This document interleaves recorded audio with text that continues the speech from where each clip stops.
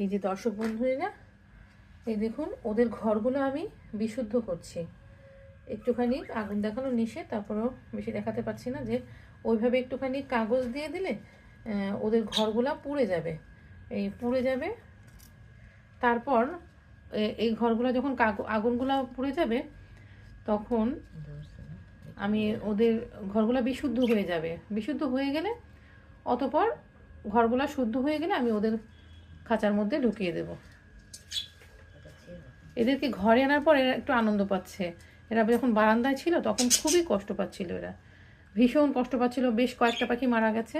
বেশি আগুন দেখানো তো যায় না, সেজন্য দেখাতে পারছি না, কিন্তু বোঝাতে চাচ্ছি, বুঝে নেবেন যে এভাবে আপনারা যারা পশু পাখি পোষেন, তো পশুদের ঘরেও একটুখানি কীরকম ওয়ার্ম হিটারের ব্যবস্থা করা যায়, একটা ফায়ার প্লেসের ব্যবস্থা করা যায়, আর পাখিদের ঘরগুলো ঠিক এইভাবে একটু গরম করে দিয়ে, নতুন ডিম পারবে তো ঘরগুলো শুদ্ধ করে দিলাম।